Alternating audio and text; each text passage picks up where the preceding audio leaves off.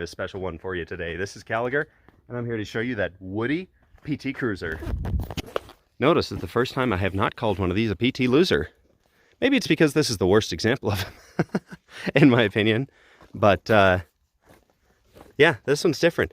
I've seen these Woodies out in the wild before, and they do usually look like this. But usually all of it looks like this, you know? But honestly, the rest of this thing's in pretty decent shape.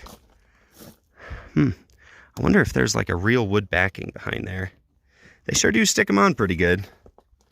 And it does not look like this section is real wood. I know this one isn't, but yeah, I always thought these were like a sticker, you know, more of a flat sticker. But if you look, they've got some, you know, some depth to it, some meat on it.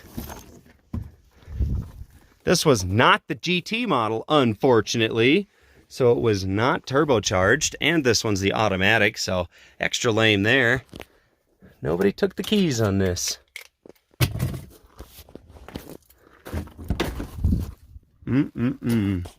Again, you have the lame center power window controls. Who the hell wants them there? That's what I want to know. Why do people keep doing that? Keep them out of the center. They go on the doors. Somewhere on the doors. But no. Nice sunroof in this one.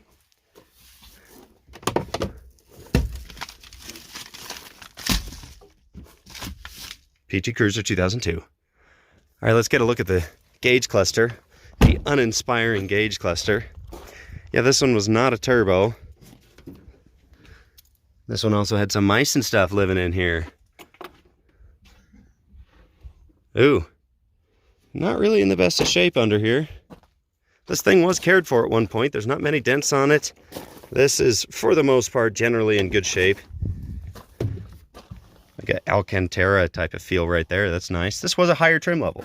It completely was. Although, it still has manual front and rear seat settings, or forward and backward seat settings. But it did have either power up and down or power lumbar. All right, let's sit in this thing. Again, leave them the heck out of the middle. They go on the dang doors. All right. Power mirrors. Got your standard Chrysler product radio.